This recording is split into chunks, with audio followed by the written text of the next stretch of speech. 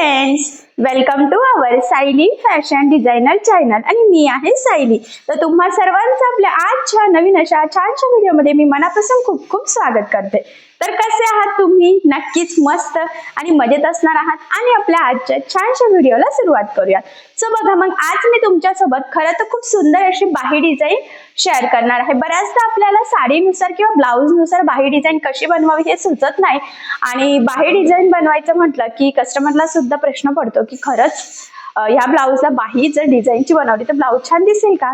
So आजची जी काही बाही डिझाईन आहे खरं तर ती खूप सुंदर आहे आणि नक्कीच या बाही डिझाईनमुळे आपल्या साडीला आणि ब्लाऊजला खूप सुंदर असं लुक येईल। आणि सगळ्यात इम्पॉर्टंट म्हणजे मी तुम्हाला या बाही डिझाईनची कटिंग आणि स्टिचिंग दोन्ही पण अतिशय सावकाश स्टेप बाय स्टेप आणि खूप काही महत्त्वाच्या टिप्स अँड ट्रिक्स आहेत सांगणार आहे, जेणेकरून तुम्हाला आपला आजचा हा व्हिडिओ बघून अशी छानशी ट्रेंडिंग बाही डिझाईन सहज बनवता येईल।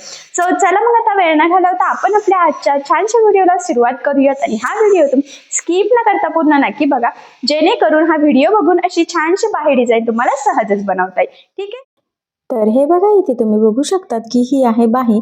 ऍक्च्युली मेन फॅब्रिक म्हणजेच ब्लाऊज पीसची आणि अस्तरची असं दोन्हींची बाहीची ऑलरेडी आपण इथे कटिंग करून घेतलेली आहे। ब्रॉकेट टाईप ब्लाऊज होता, त्यावरची बाही ही सेम तशीच आहे। सगळ्यात आधी मी तुम्हाला मेजरमेंट सांगते। याची बाही लांबी आहे 10, आपण अर्धा इंच मार्जिन एक्स्ट्रा ऍड केलेला आहे। त्यानंतर इथून बाहीची घडी होती 8, तयार झालेली आहे 7 आणि याची कॅप हाईट आपण घेतलेली आहे 3 इंच। सो बघा, मग अशा पद्धतीने मापे टाकून ही बाही आपण रेग्युलरली जशी कटिंग करतो तशी कटिंग करून घेतलेली आहे। आणि आता पुढे त्यामध्ये काय चेंजेस करायचे, कसे डिझाईनसाठी कटिंग मार्किंग स्टिचिंग करायची, तर हे मी पुढे तुम्हाला सांगते। सगळ्यात आधी आता जी काही मार्किंग आहे तर ती आपल्याला अस्तरच्या बाहीवर इथे करून घ्यायची आहे। त्यासाठी वरच्या साईडला आणि खालच्या साईडला 1.5 इंच किंवा 2-2 इंच असं मार्जिन आपल्याला सोडायचं आहे आणि बरोबर मध्यभागी आपल्याला ही डिझाईन बनवायची आहे। सो बघा, मग आता मी इथे मार्किंग करून घेते वरती आणि खाली म्हटल्याप्रमाणे। त्यानंतर एक सेंटर पॉईंटची सुद्धा आपल्याला मार्किंग करायची आहे। ऍक्च्युली वरच्या साईडला मी 2 इंच डिस्टन्स ठेवलेला आहे आणि खाली 1.5चा ठेवला। डिझाईन बनवण्यामध्ये तो पूर्ण कव्हर होईलच। ठीक आहे, तर इथे सेंटर पॉईंटची एक मार्किंग करून घेतली मी। त्यानंतर आता 1 इंच रुंदीची आपल्याला इथे एक लाईन ड्रॉ करायची आहे। लक्षात राहू द्या, ही पट्टी माझी 1 इंच रुंदीची आहे। आणि त्यानंतर आता आपल्याला इथे ज्या पद्धतीने सेंटर पॉईंटची मार्किंग केलेली आहे त्याचा अंदाज घेत वरच्या साईडला एक कर्व आणि खालच्या साईडला एक कर्व घ्यायचा आहे। तर तो ना आपल्याला भरपूर सारा थोडा डीप घ्यायचा आहे, खूप काही कमी डीप असं घ्यायचा नाहीये। 2-2.5चा तो आपला तयार होईल। आणि आता घेताना आपण बघा 1ची मार्किंग केली आणि पुन्हा थोडा बाहेर काढला, म्हणजे तो 1.25 इंचाचा म्हटला तरी सुद्धा चालेल। तर अशा पद्धतीने ही मार्किंग केली। त्यानंतर बघा, इकडून एक कर्व आणि इकडून एक कर्व, तर या 2 मार्किंग सुद्धा खूप इम्पॉर्टंट आहे, पुढे ते डिझाईनच्या वेळेस तुमच्या लक्षात येईलच। आणि अशा पद्धतीने फायनली आपली इथे बाहीची मार्किंग झालेली आहे। आता ही जी काही मार्किंग आहे तर तीच मार्किंग आपल्याला कॅनव्हास पेपरवर करायची आहे, कारण ही डिझाईन आता आपण इथे कॅनव्हास पेपर यूज करून स्टिच करणार आहोत। तर इथे डिझाईन बनवण्यासाठी आपल्याला पेपर कॅनव्हास लागणार आहे, तर तो इथे मी कट करून घेतला। तो ह्या पद्धतीने डबल फोल्ड करून आपल्याला बाहीवर ठेवून घ्यायचा आहे बरोबर। आणि ह्या पद्धतीने ठेवल्यावर बघा, वरच्या साईडला फेंट फेंट मार्किंग दिसते, तर ती फक्त स्केच पेनच्या सहाय्याने आपल्याला इथे कॅनव्हास पेपरवर ड्रॉ करून घ्यायची आहे। जरी व्हिडिओ तुम्हाला दिसत नसेल तरी तुम्ही ह्या पद्धतीने जर का कॅनव्हास पेपर ठेवला तर तुम्हाला पण मार्किंग फेंट फेंट दिसेल।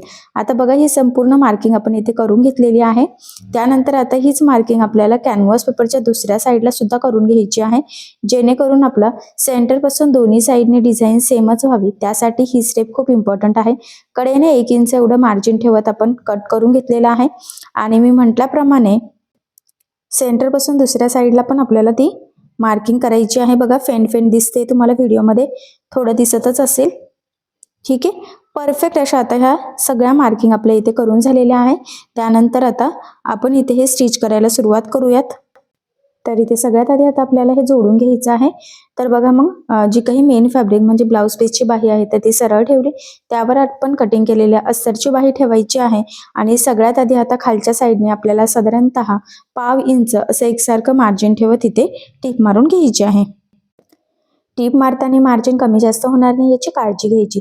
त्यानंतर जे काही एक्स्ट्राचं मेन फॅब्रिक म्हणजे ब्लाऊज पीसचा एक्स्ट्राचा कपडा आहे तर तो इथे कटिंग करायचा. ही बाही ह्या पद्धतीने सरळ करून खालच्या साईडला आपल्याला द्यायची आहे इथे दाबटीप.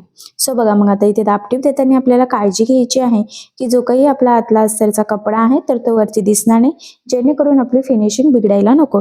तर फिनिशिंगसाठी ही खूपच महत्त्वाची टीप आहे, तरी तुम्ही आवर्जून फॉलो करायची. प्रॉपर अशी दाबटीप देऊन झालेली आहे. त्यानंतर आता आपल्याला अस्तर आणि मेन फॅब्रिक एकमेकाला जोडून घ्यायचं आहे. हे जोडताना जेवढं शक्य आहे तेवढं कमीत कमी मार्जिन इथे आपल्याला पकडायचं आहे, कारण हे मार्जिन आपण कुठेही कॅल्क्युलेट केलेलं नसतं. त्यासाठी त्याचबरोबर जोडताना कुठे गोळा होणार नाही, तिरकं जाणार नाही याची सुद्धा काळजी घ्यायची. आणि त्यानंतर जे काही एक्स्ट्राचं मेन फॅब्रिक म्हणजेच ब्लाऊज पीसचा कपडा आहे तर तो कट करून परफेक्ट मापाची बाही इथे आपल्याला रेडी करायची आहे पुढची डिझाईन बनवण्याच्या आधी. ठीक आहे. सो बघा मग इथे बाही परफेक्ट अशी रेडी झाली. सेंटरला एक घडी आहे तर इस्त्रीच्या सहाय्याने आपण इथे थोडं प्रेस करून सरळ करून घेऊयात, म्हणजे मध्यभागी डिझाईन बनवणं आपल्याला सोपं जावं खरं तर यासाठी.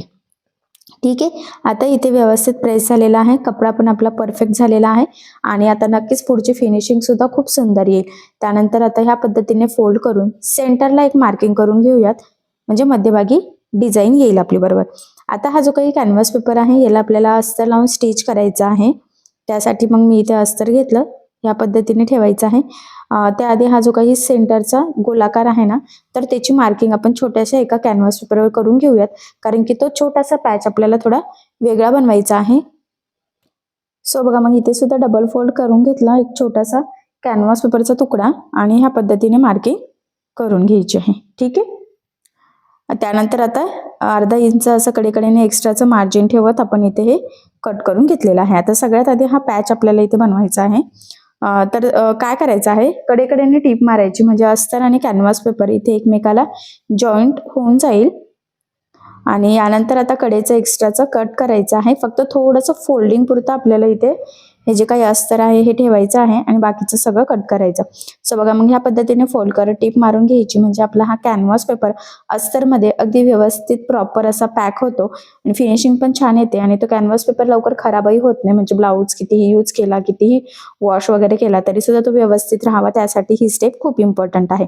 आता हा तयार झालेला आहे कॅनव्हास पेपर अस्तर जोडून. तर बाहीचा सेंटर पॉईंट आणि याचा सेंटर पॉईंट मॅच करत सगळ्यात आधी सिंपल अशी मध्यभागी आपल्याला एक टीप मारून घ्यायची आहे. त्यानंतर आता जी काही मार्किंग केलेली आहे एक्झॅक्टली त्यावरच आपल्याला इथे टीप मारून घ्यायची आहे. टीप मारताना आपली ही जी काही टीप आहे ही थोडी सुद्धा पुढे मागे होणार नाही, तिरकी जाणार नाही याची काळजी घ्यायची आहे, कारण आपण जशी टीप मारणार आहोत तसाच आपला शेप येणार आहे. त्यासाठी ही स्टेप मोस्ट इम्पॉर्टंट आहे. फक्त मधला जो काही सर्कल दिसतोय तिथे आपल्याला टीप मारायची नाहीये. जी काही आधी आपण 2 मार्किंग केलेल्या होत्या बरोबर त्यावरच आपल्याला टीप मारून घ्यायची आणि ते मध्यभागी ना किंचित म्हणजे एक लाईन एवढं फक्त डिस्टन्स ठेवायचं आहे, तिथून आपल्याला छोटासा कट मारण्यासाठी. ठीक आहे. आणि इथपर्यंत बघा अगदी परफेक्ट प्रॉपर अशी आपण टीप मारलेली आहे, अजिबात ती थोडी सुद्धा पुढे मागे वर खाली झालेली नाहीये. त्यानंतर आता काय करायचं, मधला हा पार्ट आपल्याला कट करून घ्यायचा आहे. त्यासाठी ह्या पद्धतीने फोल्ड करून छोटासा कट मारायचा आधी आणि मग नंतर बघा पाव इंच किंवा टेपच्या 2 लाईन एवढं फक्त मार्जिन ठेवायचं आहे आपल्याला आणि हे कट करून घ्यायचं. आणि बघा मध्यभागी मी म्हटलं होतं 1 लाईन एवढं ठेवायचं आहे. सो सेम त्याच पद्धतीने फक्त किंचितचा छोटासा कट मारला आणि कंटिन्यू लगेच खालचा शेप आपण इथे कट करून घेतला. त्यानंतर इथे छोटे छोटे कट्स मारायचे आहे, जेणेकरून ज्यावेळेस आपण हा कॅनव्हास पेपर आतल्या साईडने फोल्ड करू तर तो प्रॉपर परफेक्ट फिनिशिंग सहित फोल्ड व्हावा, त्यासाठी ही स्टेप खूपच इम्पॉर्टंट आहे.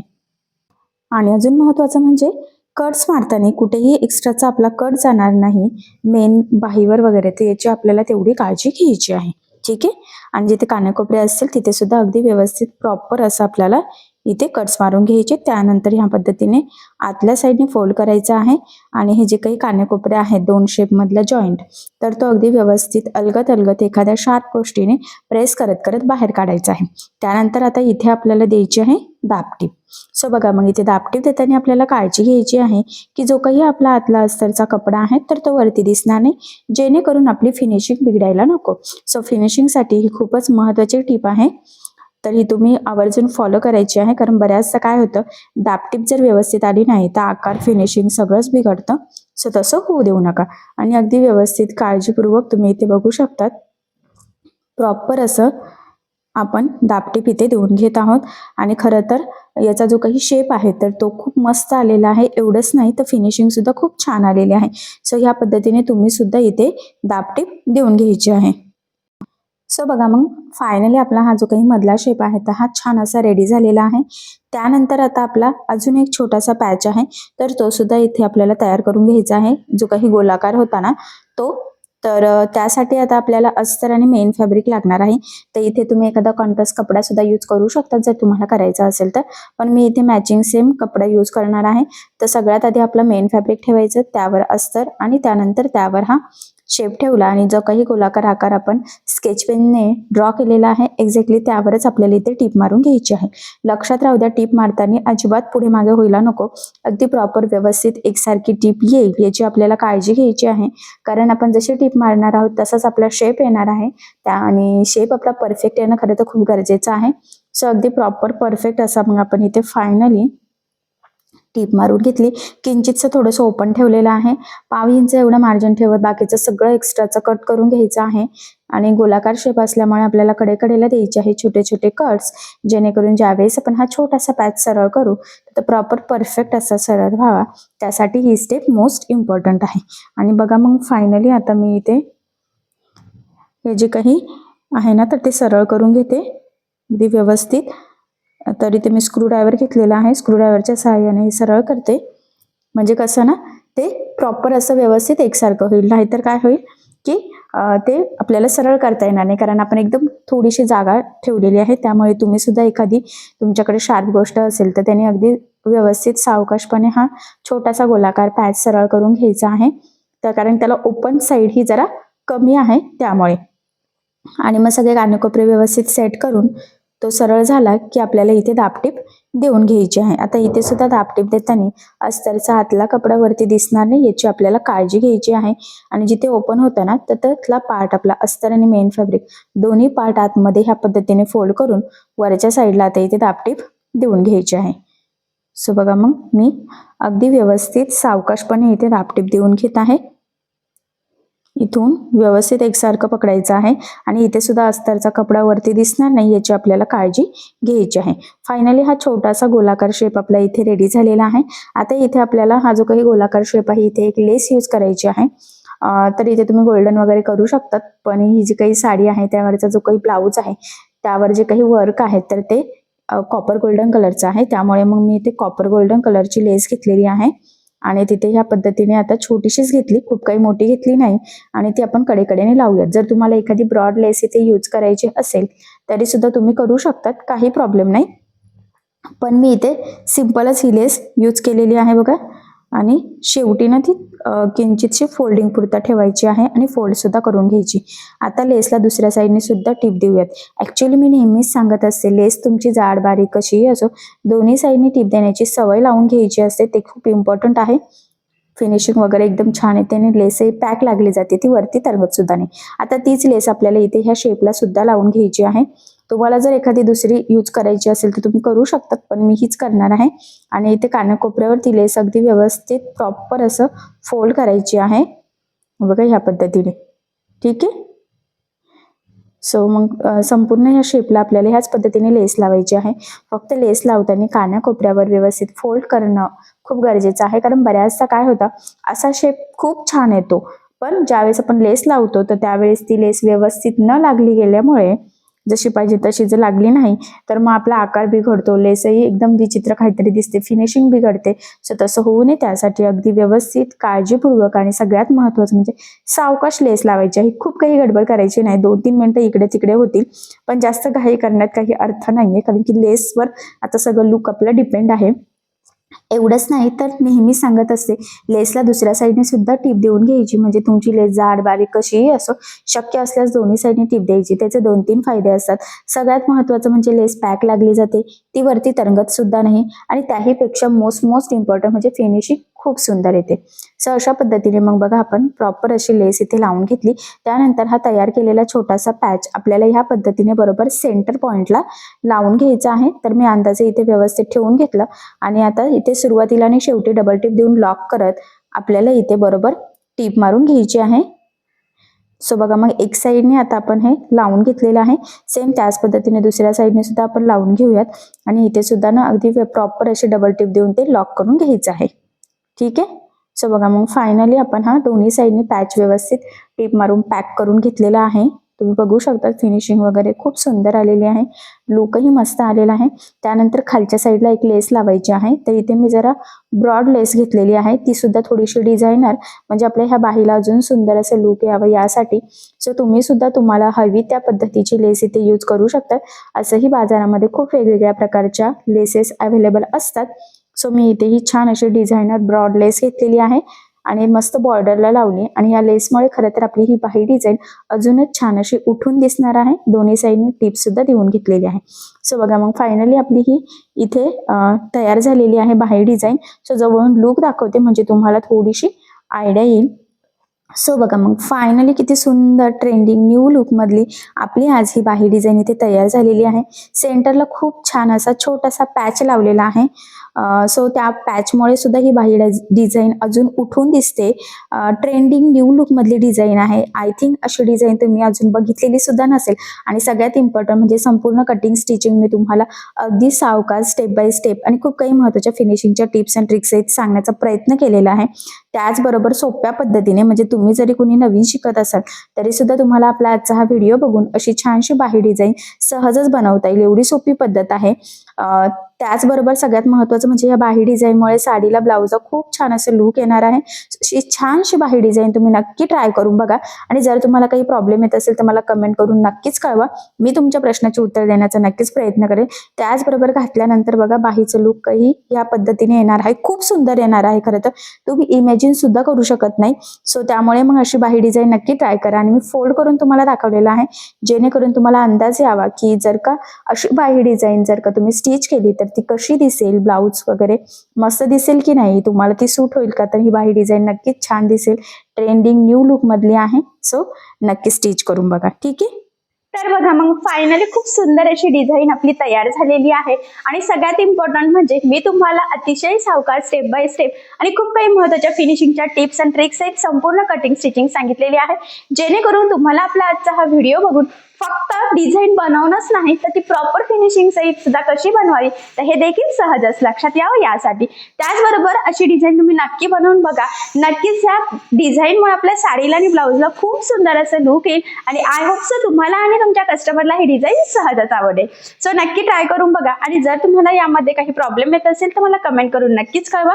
मी तुमच्या प्रश्नाचे उत्तर देण्याचा नक्कीच प्रयत्न करेन. ठीक आहे. सो चला मग आता आपण आपला आजचा छानसा व्हिडिओ इथेच थांबूयात. आणि तुम्हाला आपला आजचा व्हिडिओ कसा वाटला हे मला कमेंट करून नक्की कळवा. त्याचबरोबर आपला व्हिडिओ आवडला असेल तर व्हिडिओला लाईक करायला विसरू नका.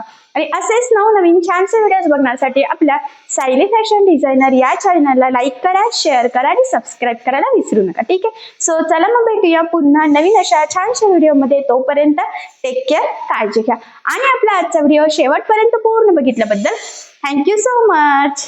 Bye bye.